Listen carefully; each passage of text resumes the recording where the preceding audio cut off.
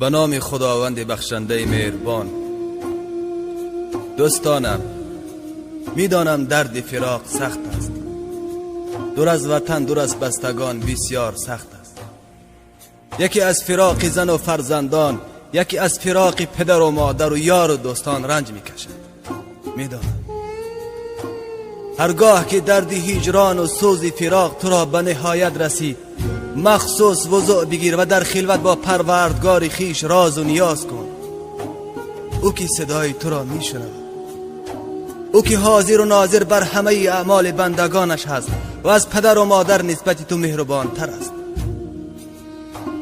چه بسا نفرانی بودند که دور از وطن چه امید و آرزوهای زیادی داشتند، اما جسدهای بی جانشان به نزد یار و دوستانشان آورده شد. چه بسا نفرانی زیادی بی گناه زندانی شدند و چه بسا نفرانی زیادی صحت و سلامت رفتند، اما بیمار به نزد پدر و مادرشان آورده شد. دوستانم، پناه از این همه ناخوشی ها به سوی خداوند خیش کنیم. وای بر روز کسانی که روی نیاز به سوی دیگری دارند.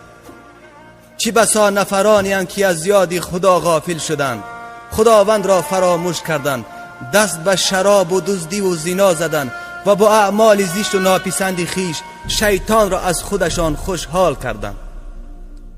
پناه از آن روزی که بازیچه دست شیطان شد. از جمله کسانی نباشیم که خدا را فراموش کرده باشیم، کسانی که خدا را فراموش کردند و خداوند نیز آنان را به فراموشی خواهد گرفت. خدایا، پناه از آن روزی که تو را فراموش کنیم و تو هم ما را به فراموشی بگیری. پروردگارا، ما را هیچگاه و هیچ وقت تنها نگذار و نفسهای ما را به دست خود ما وا مگذار که از خطاکاران خواهیم شد. دوستانم، خداوند دعای غریب را میپذیرد.